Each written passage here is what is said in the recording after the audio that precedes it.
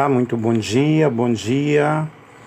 A paz do nosso Senhor e Salvador Jesus Cristo. Vamos aqui meditar na palavra do Senhor, Romanos capítulo 8, versículo 24, que diz o seguinte, vou ler aqui no computador: porque na esperança somos salvos. Ora, a esperança que se vê não é esperança, pois o que alguém vê, como esperará? Pessoal, eu quero falar sobre o que significa a esperança. Qual é o objetivo da nossa esperança? Por que esperarmos em Deus? Qual o propósito de tudo isso? Qual o objetivo de nós sofrermos, lutarmos, batalharmos e ainda mesmo assim conservarmos a nossa fé, a nossa esperança? Eu sou o professor Nelson, também especialista, doutor em psicanálise. Sou pastor, ainda que não esteja dirigindo igreja no momento, porém sou um servo de Deus. Como está a tua esperança? Como você tem visto todas essas expectativas? A esperança, ela significa o ato de esperar, aquilo que nós sonhamos, aquilo que nós desejamos, aquilo que nós projetamos, estamos lutando, temos uma meta e tal. Aí nós esperamos que dê certo. Sempre a nossa esperança, ela tem que ser positiva, ou deve ser positiva. Em grego, a palavra usada é elpis. Se nós vemos com Strong, 1680. Quer dizer, esperança, expectativa, confiança. Então, observe aí, segundo Strong, a palavra esperança é confiança. Bom dia a todos vocês que estão entrando aí, tá? Que Deus abençoe. E essa confiança, ela deve ser forte, deve ser corajosa, deve ser sincera. Muito bom dia a todos vocês que estão entrando, ok? Muitas pessoas aí, que Deus abençoe. E, ora, a esperança que se vê não é esperança. Romanos, Paulo escrevendo aos Romanos, eles realmente escrevem aí muito bem. Vejamos algumas características dessa esperança.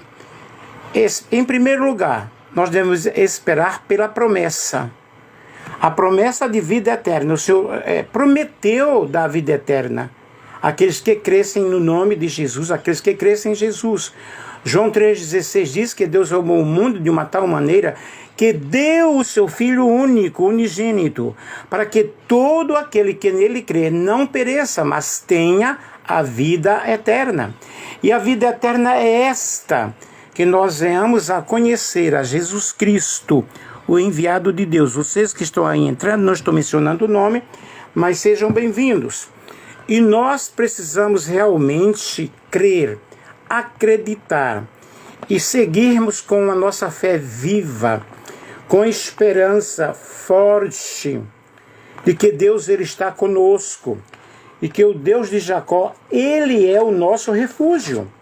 Refúgio, fortaleza bem presente na hora da angústia, na hora da tribulação, ainda que não temeremos, ainda que a terra se transporte para o meio dos mares. Então, meus queridos, quem nele crê não é condenado, mas quem não crê já está condenado, porquanto não crê no nome do unigênito Filho de Deus. E a condenação é esta, que a luz veio ao mundo, e os homens amaram mais as trevas do que a luz, porque as suas obras eram más. Porque todo aquele que faz o mal aborrece a luz, e não vem para a luz, para que as suas obras não sejam reprovadas, mas quem pratica a verdade vem para a luz, a fim de que as suas obras sejam manifestas, porque são feitas em Deus. Então vejam, a vida eterna, na realidade, a promessa de vida eterna, ela já começa a ter as suas bênçãos aqui, quando nós servimos a Deus. todos vocês que aí estão entrando, Deus abençoe.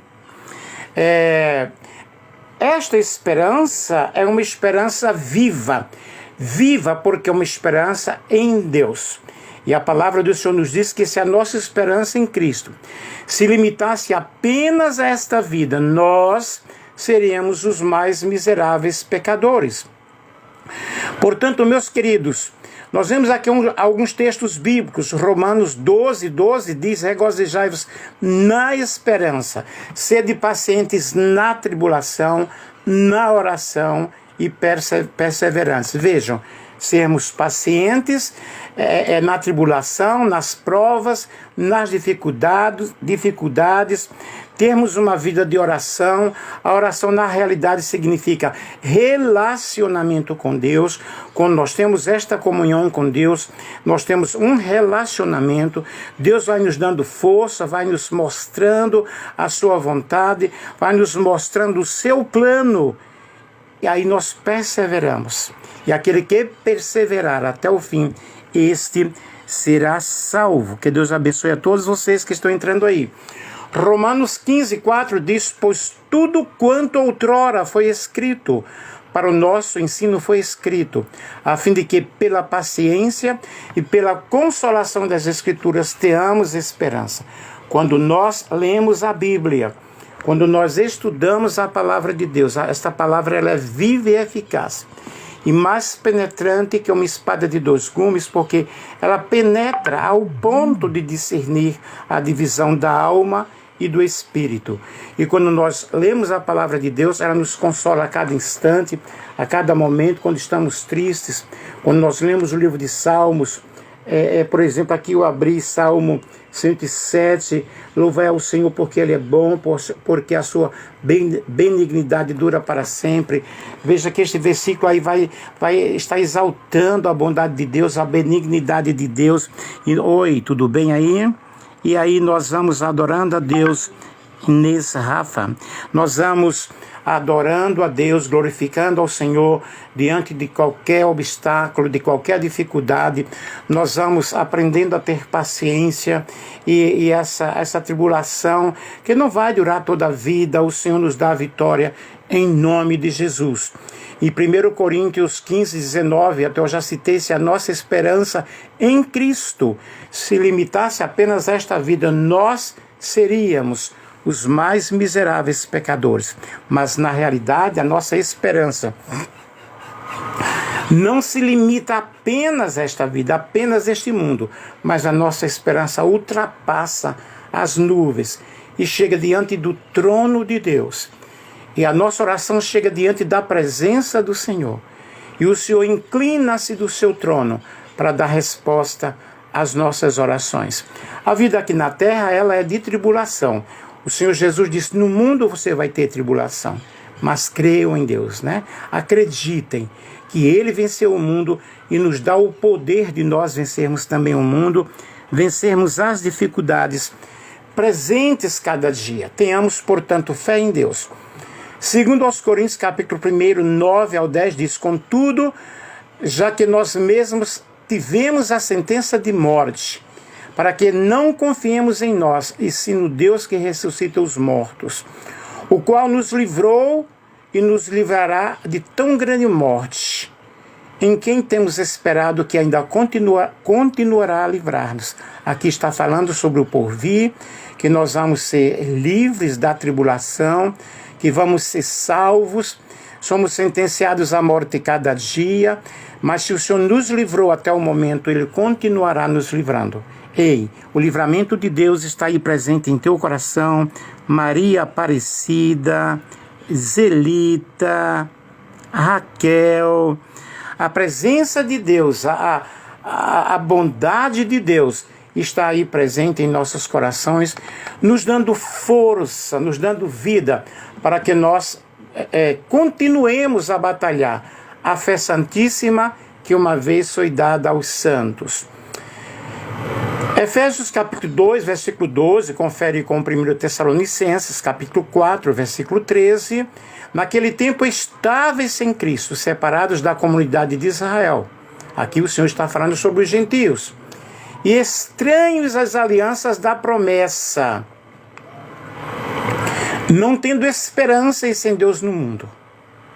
Não queremos, porém, irmãos, que sejais ignorantes com respeito aos que dormem, para todos nós, os que já morreram, para que não vos entristecerdes, como os demais que não têm esperança. Ainda não conhecem a vida eterna, né? Aquelas pessoas que ainda não conhecem a vida eterna. Mas está dizendo, naquele tempo você estava sem Deus, você não pertencia à comunidade de Israel. E aqui está falando agora no sentido espiritual, que o Senhor Jesus, Levita Andréia, parece que Levita Andréia sempre tem entrado nas minhas lives. Que Deus abençoe. Então vejam, naquele tempo nós não tínhamos comunhão com o Senhor, mas através de Jesus, agora nós pertencemos a um novo e vivo caminho, que o Senhor Jesus deu entrada, né, do altar da eternidade, no sacrifício da cruz do Calvário. Félix, Levita, Andréia, bom dia, tudo na paz de Deus aí, querida? Então vejam bem, o Senhor Jesus, Ele tem nos dado esta esperança viva, esta esperança forte, e nós cremos na promessa, a promessa do Senhor. Colossenses 1:5 diz, por causa da esperança que vos está reservada nos céus, da qual antes ouvistes pela palavra da verdade do Evangelho. Veja, a esperança de que um dia nós iremos estar com o Senhor. Porque enquanto estivermos neste mundo, é um mundo de lutas, de tribulações, de dificuldades, de coisas que nos entristecem, nós choramos, mas o Senhor, Ele tem nos dado forças a cada dia. O Senhor disse para Josué, seja forte e corajoso. O reino dos céus é tomado com violência, a força, porque eu tenho que me esforçar. O Senhor disse, olha, se esforce para entrar pela porta estreita, porque larga o caminho que leva à perdição. E são muitos que entram pela porta larga. O caminho do céu é estreito, é um caminho de renúncia. E nós precisamos renunciar a cada dia. E 1 Tessalonicenses, capítulo 5, versículo 8, diz, nós, porém, que somos do dia, filhos da luz, em contraposição aos filhos das trevas, sejamos sobrios, sejamos moderados, com fé, com amor, como capacete da esperança da salvação. Então vejam bem, a nossa esperança, ela ultrapassa estes problemas, estas dificuldades. E a nossa maior esperança é entrarmos diante da presença de Deus e contemplarmos a Cristo assim como Ele é. 1 Timóteo, capítulo 1, versículo 1 diz, o apóstolo de Cristo, que é Paulo, pelo mandato de Deus como Salvador e de Cristo Jesus, nossa esperança. Queridos e queridas, a nossa esperança é o Senhor. Nós estudamos, trabalhamos, ficamos empregados, ficamos desempregados, mas o que nós não podemos perder é a nossa fé. O que nós não podemos perder é a nossa esperança. Porque através da esperança somos salvos. A esperança, ela vem vinculada à fé. E a fé é a certeza de que você vai alcançar aquilo que você está buscando. Ultimamente eu não estou trabalhando. Eu sou professor, mas eu perdi as minhas aulas. Mas a minha esperança é que Deus cuide, que Deus faça. Porque Ele cuidou da minha vida até o presente momento. É claro que nada é fácil. Não é assim de mão beijada. Nós temos um preço a pagar. Porém, o Senhor nos concedeu uma promessa. E esta promessa do Senhor, ela é infalível. Hebreus capítulo 6, versículo 13 ao 20. Pois quando Deus fez a promessa a Abraão, visto que não tinha ninguém superior por quem jurar, jurou por si mesmo, dizendo, certamente te abençoarei e te multiplicarei. E assim, depois de esperar com paciência, obteve Abraão a promessa, pois os homens juram pelo que lhes é superior, e o juramento servido de garantia para eles é o fim de toda contenda. Por isso, Deus, quando quis mostrar mais firmemente aos herdeiros da promessa a imutabilidade do seu propósito, do seu juramento, se interpôs com juramento, para que mediante duas coisas imutáveis, nas quais é impossível que Deus minta, forte alento tenhamos nós, que já corremos para o refúgio, a fim de lançar mão da esperança proposta, a qual temos por âncora da alma, segura e firme, e que penetra além do véu, onde Jesus, como precursor, entrou por nós, tornando-se, portanto, como sumo sacerdote para sempre, segundo a ordem de Melquisedeque. Então vejam, meus queridos, que aí nós temos uma aliança superior, que é a aliança da graça, né? A nova aliança, o sangue da nova e eterna aliança. E quando Deus ele fez a promessa a Abraão, ele disse: eu vou abençoar você, eu vou multiplicar a tua descendência. Isto cumpriu-se na vida de Abraão. As promessas de Deus, elas são infalíveis. Se Deus prometeu, espera só mais um pouquinho, porque vai chegar o momento que você vai cantar o cântico da vitória, vai dançar igual Miriam, vai aplaudir. Prepare o culto da vitória, prepare o culto do agradecimento, porque o que Deus prometeu, ele é fiel, e a promessa de Deus, ela é verdadeira, não falha.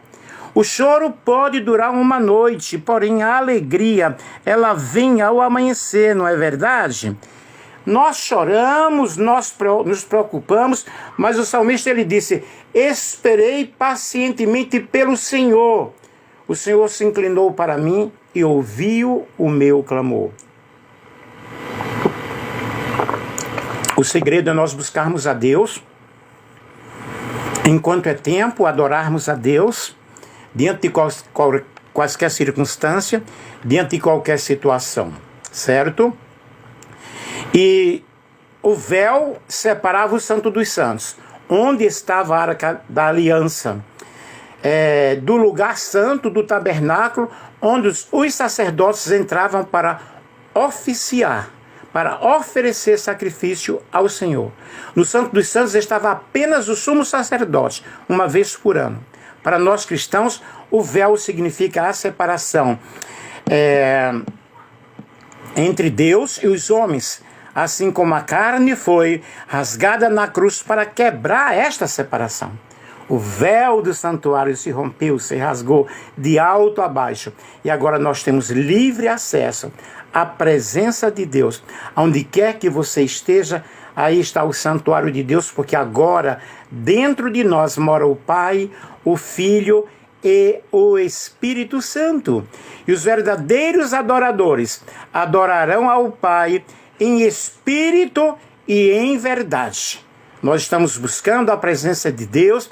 A esperança, ela é inseparável da fé. Esta está associada com paciência e perseverança. Vamos perseverar, vamos continuar, vamos acreditar que Deus é galardoador daqueles que o buscam. A realização da promessa de Deus é verdadeira. Vamos acreditar, meus queridos, minhas queridas, e vamos crer que Deus está conosco, porque todo aquele que invocar o nome do Senhor será salvo. Invoque o nome do Senhor, clame pelo nome de Jesus, o nome que tem autoridade, o nome que traz cura, o nome que traz consolação, que traz a esperança para as nossas vidas. E a nossa fé, ela vem pelo ouvir e ouvir a palavra de Deus. E nós acreditamos, nós cremos que o Senhor está conosco. E 1 aos Coríntios, eu estou aqui chegando ao final, capítulo 13, versículo 13 diz: agora após permanece a fé, a esperança e o amor. E o maior destes é o amor. Vamos praticar o amor, vamos aguardar com expectativa a esperança. Gálatas 5:5 diz: porque nós, pelo Espírito, aguardamos a esperança da justiça que provém da fé. E vamos acreditar que Deus não é injusto, né? Ele prometeu e vai cumprir com a sua promessa. E Hebreus capítulo 11, versículo 1 diz: fé é a certeza de coisas que se esperam e a convicção de fatos que se não veem. Portanto, tenhamos fé no Senhor e vamos associar essa esperança, porque a esperança não confunde porque o amor de Deus é derramado em nossos corações. Romanos capítulo 5, versículo 5 fala que o amor de Deus está derramado dentro do meu e dentro do teu coração. Eu espero que esta palavra ela tenha servido de incentivo para você que está sem esperança, para você que está desalentado, ok? E Hebreus 11 diz que podemos concluir que a fé é algo espiritual, não uma coisa criada. Ela é desenvolvida, ela é movida através da racionalidade. É uma força motriz que tem origem no nosso espírito. E aparentemente sem explicação, mas nós acreditamos, né? Quando concordamos nas promessas do Senhor. A fé é o combustível, né? A esperança significa o ato de você esperar, de você desejar, e vem do verbo esperançar, né? Crer, e crer que Deus existe e que Ele vai tirar você deste poço de dificuldade, e vamos acreditar no Senhor, porque o Senhor, Ele nos dá a vitória, né? No Antigo Testamento, aí nós temos, para completar o nosso raciocínio, esse significado é muito forte. A palavra mais frequentemente traduzida como espera, no sentido de esperar no Senhor, a palavra hebraica é kavah, ou kavah, que tem o significado de unir, torcer fios, como uma corda bem tecida, se agarrar, pendurar, paciência, demorar ou esperar por alguém alguma coisa. E a segunda palavra é tikuá. Esperança significa aguardar ansiosamente. E a terceira palavra é miké. Os substantivos miké e tikar são palavras oriundas da raiz ker, que é esperar ansiosamente. Então espere ansiosamente no Senhor, acredite no Senhor, porque o Senhor é maravilhoso, Ele é especial. Portanto, que Deus em Cristo abençoe a minha vida, abençoe a tua vida, e que você possa acreditar nas promessas infalíveis do Senhor, sabendo que em Jesus nós alcançaremos a vitória. Amém? Que Deus abençoe a todos aqueles que nos acompanharam para a glória de Deus.